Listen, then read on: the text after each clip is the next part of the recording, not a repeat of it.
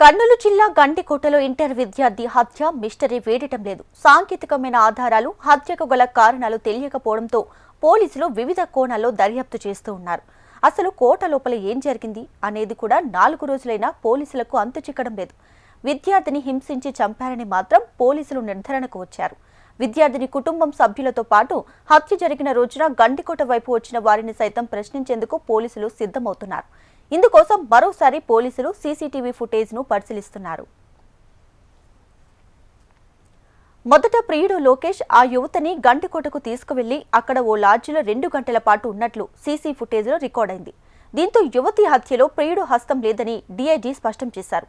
రంగనాయక స్వామి ఆలయం దగ్గర college bag లభ్యమైంది. మరోచోట మృతదేహం కనిపించడంపై పోలీసులు అనుమానాలు వ్యక్తం చేస్తూ ఉన్నారు.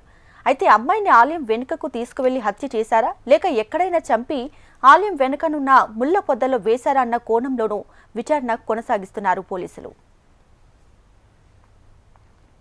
ఇక ఈ కేసులో ఇప్పటి వరకు 63 మంది అనుమానితులను పోలీసులు విచారించారు.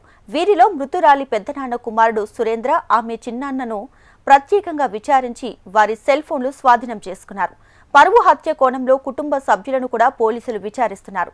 విద్యార్థిని బ్యాగ్ మాధవరాయ స్వామి ఆలయం వద్ద పోలీసులకు లభించింది. పోస్టుమార్టం నిర్వహించిన వైద్యులు కాలేయం దెబ్బతిన్నట్లు, ఛాతీపైన, కడుపులో, ముఖంపైన బలమైన గాయాలు ఉన్నట్లు గుర్తించారు. అయితే పోస్టుమార్టం సంబంధించి పూర్తి నివేదిక ఇంకా రావాల్సి ఉంది.